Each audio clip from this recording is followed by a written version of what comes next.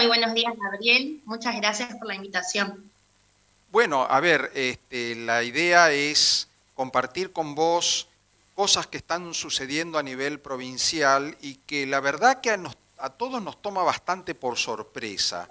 Y me refiero a una conferencia de prensa que dio el gobernador hablando de este adelanto de el momento de la cuota del pago de el aumento salarial, cuando le hizo un compañero, un colega de otro medio, le hace una pregunta al gobernador sobre cómo impacta el tema de la inflación y el aumento tarifario, cómo impacta en el bolsillo de los empleados de Formosa.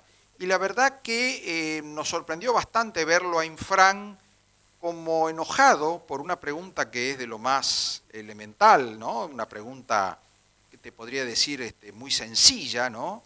Y que lo hace un periodista muy tranquilo, muy objetivo, como es Tinto Ruiz, eh, y simplemente le pregunta eso, es decir, ¿cómo ve él, qué opinión tiene del impacto del incremento tarifario y de la inflación en la masa de los empleados públicos de Formosa?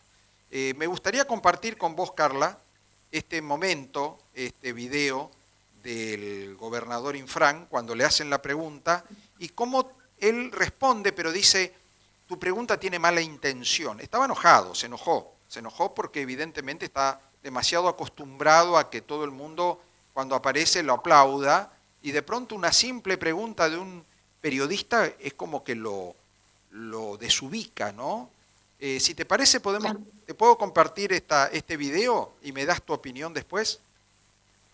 Perfecto, Dale, sí. dale. Vamos entonces a ver este pequeño video de la pregunta que le hace el periodista Tintu al gobernador Infran sobre el impacto de la inflación en el bolsillo de los formoseños. Buen día. Antonio Ruiz, del grupo de Medios TVO. Doctor Gilles Infran, le quiero preguntar cuál es su opinión con respecto a las medidas económicas que está tomando y que tomó el gobierno nacional, porque ustedes están dando un aumento. Esto por allí repercute en el bolsillo del empleado público, pero si es que no hay una medida de fondo con respecto al tema de la inflación, que se puede llegar a solucionar, y si también va a impactar el tema del aumento de las tarifas eléctricas acá en la provincia, que bueno, ayer conocíamos justamente que va a ser un 26% a toda la población, ¿no? Bueno, usted me está haciendo una pregunta que tendría que hacerle al presidente. Yo soy gobernador de la provincia de Formosa y yo respondo a las políticas que me corresponde a mí por jurisdicción y competencia. Esa pregunta tendría que hacérselo al presidente de la República. ¿Su opinión cuál sería? ¿Está tomando mal o bien? ¿Cómo? No, le preguntaba su opinión, Y no. bueno, y mi opinión es esta, que usted me está haciendo una pregunta que no me corresponde a mí contestar. ¿Y esto cómo afectaría a nosotros acá? Le Yo, pregunto. si estoy tomando una medida como la que estoy tomando ahora, es porque veo que hay una afectación al salario de los formoseños por lo que está ocurriendo en la política nacional. Ahora, ¿cómo va a seguir eso o cómo va a ser eso? Usted no me puede preguntar a mí, eso tiene que preguntarle al presidente de la República o, en su efecto, al ministro de Economía de la Nación Argentina. ¿Cómo? ¿El tema de la tarifa se va a impactar? Pero eso es una cuestión que usted está diciendo, yo no sé. No sé, es lógico que cualquier aumento siempre impacta, pero usted me está pidiendo una respuesta de una cosa que yo no sé todavía de qué porcentaje va a ser, cómo va a ser.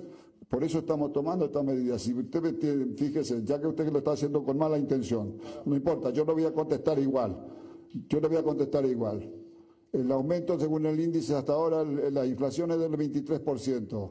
Hoy, con el anuncio que le estamos haciendo, el aumento del salario del empleado público de Formosa es del 40%.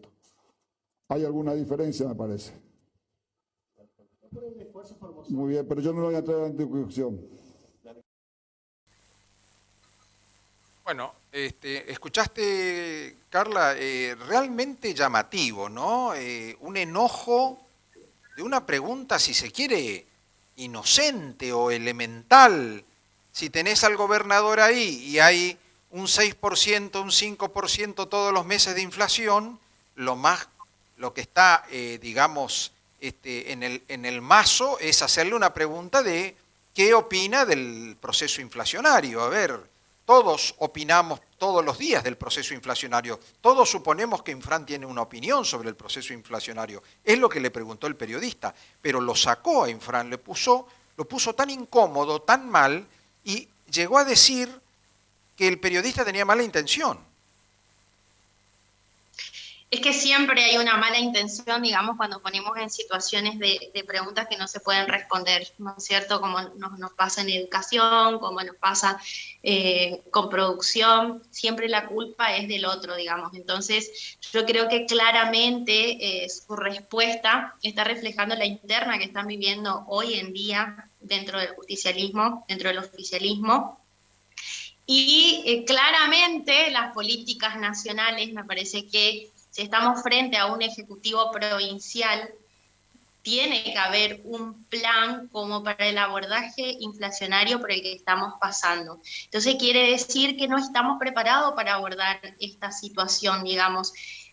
Como principal es apagar el fuego adelantando el pago del aumento. De ese aumento que se hizo estimando que iba a haber una inflación del 30%, entonces dijeron que va a haber un aumento del 50% y realmente la inflación está estimada en un 70% y más para este año. Entonces quiere decir que no estamos contando ni con los medios, ni con las herramientas, ni con un plan para abordar en Formosa la situación inflacionaria por la que vamos a tener que atravesar. Claramente creo que esto es lo que incomoda al gobernador, porque no hay un plan, porque no hay una línea a seguir como para abordar una situación tan compleja como la que vamos a vivir los formoseños, que dependemos más que nada del trabajo estatal, que tenemos los sueldos más bajos dentro del territorio nacional. Sabemos lo que es el sueldo de un empleado municipal y también sabemos el impacto que esto también puede tener dentro de sus políticas y el resultado que se está teniendo en las urnas respecto a las políticas que repercuten tanto a nivel nacional como provincial. Y hoy en día soltándole la mano, digamos, al presidente, porque no podemos ir a hacerle la pregunta al presidente ni al ministro de Economía de Nación, sino que son ellos los que tienen que dar la respuesta al pueblo formoseño. Por otro lado, Carla, el bloque que vos integrás plantea que de alguna manera el gobierno de la provincia tiene que tomar medidas para igualar, para equilibrar lo que es el cobro es decir, el monto de los haberes de los empleados municipales con el monto de los empleados provinciales, ¿no? A ver, a nivel provincial hay un mínimo de bolsillo garantizado de 50.000 pesos, pero en el interior no existe ese mínimo de bolsillo. Sí, cuando el empleado se jubila, pasa a ganar el haber mínimo jubilatorio, pero es un contrasentido porque hasta ayer ganaba muy poco, ¿no es cierto? Se está hablando de 15.000 pesos como promedio. 15.000 pesos mensuales promedio, exactamente. Están en la situación de contratados y ese es el sueldo de bolsillo que hoy en día están teniendo, viviendo prácticamente en una situación de indigencia, pues ni siquiera te alcanza. Estamos muy alejados de lo que es la canasta básica. Justamente por eso se presentó este proyecto, porque creemos que es sumamente importante que se empiecen a trabajar sobre cuestiones tan básicas como eso. O sea, por eso pusimos este proyecto de justicia alimentaria formoseña, que trata justamente de eso, del Fondo Compensador Municipal, como para poder abordar esta situación. Y a través de la coparticipación, que sabemos que justamente somos una provincia que dependemos de la coparticipación federal en un 83%, creemos que los fondos alcanzan como para hacer reestructuraciones y reasignaciones necesarias como para que este bienestar pueda llegar a la familia de los municipales formoseños. A ver, por otro lado, Formosa es una provincia que tiene un superávit importante, ¿no? El gobierno hace bandera con ese superávit, lo muestra, se enorgullece, dice que realmente cada vez se tiene más superávit, que eso es gracias a la inmejorable política económica y financiera de la gestión del modelo provincial, pero ese superávit que hace que la porción del sueldo, de los sueldos con respecto a los gastos totales de la provincia sea cada vez más pequeña, ¿no? Recordemos que en la época de Joga, hace más de 20 años atrás, la porción era del 70%, más o menos, la porción de los sueldos con respecto a los gastos totales. Ahora es mucho menos del 50%, es decir, hoy la mitad nada más se gasta en sueldo y la otra mitad queda disponible. Es decir, dinero hay. Exactamente, y ni hablar, Gabriel, que es el INDEC sobre el INDEC el que estamos estimando la inflación, digamos. El INDEC te estima sobre ropa, sobre comida, sobre una familia que puede darse el lujo de tener vacaciones, y ni hablar que la familia formoseña destina casi todo su salario a lo que es la adquisición de los alimentos.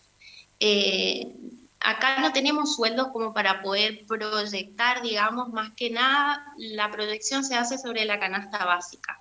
Vamos a tener una inflación y yo creo que la pregunta del periodista justamente apuntaba a eso, si va a haber un aumento de la luz, de gas y de todos los servicios esenciales, lógicamente esto también va a impactar la faltante de combustible que tenemos hoy en día también, porque tiene que subir el combustible, lo sabemos, y al subir el combustible van a subir todo el precio de los alimentos y demás. Entonces, esto es lo preocupante y creo que la pregunta del periodista, lejos de ser maliciosa, es preguntarnos cómo vamos a hacer si no se mejoran los salarios de los formoseños y no se aprovecha este superávit del que ellos se jactan también, si no aprovechamos la coparticipación que viene desde Nación, que es jugosa, digamos, y está destinada y distribuida en todos los municipios de la provincia. ¿Cómo vamos a abordar la situación? La inflación que se proyecta, como decimos, es del 65-70% para este año. ¿Y cómo hacemos con la suba de todos los impuestos que se vienen a partir de junio? Yo creo que la pregunta del periodista apuntaba a eso. Entonces, si tenemos un ejecutivo que no sabe dar las respuestas y un gabinete de gobierno que tampoco tiene un plan de acción para poder abordar la situación, yo creo que esa es la preocupación de todos los formoseños. ¿Vos te parece que Infran tiene una preocupación en particular por la consecuencia electoral de esta crisis que hay de gobierno a nivel nacional? Por supuesto, por supuesto. Yo creo que también nosotros tenemos que plantearnos poder estar a la altura de esa situación, porque es un contexto muy desfavorable para su electorado también, porque creo que esta crisis tanto política como económica y social que estamos viviendo, afecta directamente sobre el modelo que ellos también nos quieren imponer a nosotros, digamos. Entonces yo creo que nosotros también tenemos que estar a la altura de la situación como para poder ofrecernos como alternativa y dar respuestas, por eso estamos presentando proyectos como para que la gente vea que también tenemos propuestas para el abordaje de estas situaciones desde nuestro lugar. Vos antes de ser diputada fuiste concejal, ¿no es cierto, Carla? Exactamente, sí, sí, Villa 213. Has seguido de cerca muchos problemas, por ejemplo, de inseguridad, el tema del avance de la droga, en localidades donde antes era desconocida, situaciones donde incluso un vecino de ustedes, como es Mario Briño, le llegó a decir que había una especie de zona liberada, ¿no es cierto? Llegó a decir eso, Briñole, que el ministro de Gobierno había abandonado el Colorado. Bueno, ustedes están muy cerquita. Entonces, cuando está ocurriendo esto, ¿qué pensás vos? Esto se lo he preguntado a otros legisladores de la oposición en distintos pueblos, ¿no? Sí. ¿Qué pensás que hay que hacer con el tema de la de la droga, de la inseguridad, del accionar policial? ¿Vos ves que hay como una especie de vacío o de ausencia o de abandono policial en algunos aspectos? Bueno, yo creo que más que nada tiene que ver con el verticalismo que muchas veces se maneja dentro de nuestra provincia y también con la falta de preparación que tenemos en distintas áreas. Yo creo que dentro de nuestra policía es necesario que los preparen para el abordaje de diferentes situaciones para la que no existen los medios ni los recursos para que la policía esté realmente preparada, tanto psicológica como físicamente, y con las herramientas necesarias también para hacerlo. Es por eso que se dan muchas situaciones, sobre todo porque el accionar de la policía muchas veces o está limitado o está, si querés, dirigido de alguna manera partidariamente. Entonces, yo creo que tiene que ver mucho con eso también, la cuestión de la inseguridad y la falta de independencia de nuestros poderes en la provincia. Yo creo que es lo que muchas veces impide que se lleven adelante políticas tanto de seguridad. Y si vamos a hablar del narcotráfico y vamos a hablar de la droga, entramos en un terreno muy, muy amplio donde corren distintos intereses. Entonces el abordaje de eso implica, porque siempre vamos atendiendo ya al problema y se llevan adelante líneas de acción para la atención de la problemática cuando ya está instalada. Desde la prevención no hacemos eso porque yo creo que ya va mucho más es más fácil atender cuando ya un chico está en adicciones, cuando todo está, ya el problema está instalado. Entonces, el abordaje de las situaciones me parece que es mucho más complejo y que el narcotráfico yo creo que atraviesa intereses mucho más grandes y que hay a muchas personas que esto le conviene, entonces dejamos a libre albedrío, ¿no? Es decir, una especie de zonas liberadas. Exactamente, porque vamos a ir más a lo profundo y a lo complejo, ya juegan intereses mucho más grandes, digamos. El financiamiento, si querés, muchas veces de la política, de muchas campañas y demás. Yo creo que el problema es mucho más grande y es más fácil atender cuando el problema está instalado, cuando tenemos chicos que están sumergidos en la droga, vamos a poner centros de rehabilitación y demás. Entonces es más fácil después decir el problema ya está instalado, y atender a la prevención de ese problema nos implica, digamos, un movimiento mucho más grande y tocar intereses mucho más grandes. Carla, te agradezco tu testimonio, tu interés, tu compromiso con tu pueblo, con tu localidad y con la provincia, ¿no? Porque tu carrera política se ha iniciado desde el territorio, desde atender los problemas de los vecinos, y esa gestión tuvo una recompensa que fue el que te han propuesto para ser legisladora, y fuiste electa como legisladora. Pero no te despegás. Sí. Déjame agregar una Sí. cosita más respecto a la cuestión de los municipios. Sí. Yo creo que una de las cosas que nosotros dentro de la provincia tenemos que marcar, que muchas veces la gente no ve la importancia de tener una oposición dentro de muchos municipios, es el trabajo con los presupuestos municipales, que ese fue siempre una de mis inquietudes y fue uno de mis planteos dentro del Consejo Deliberante, el trabajo respecto a los presupuestos municipales.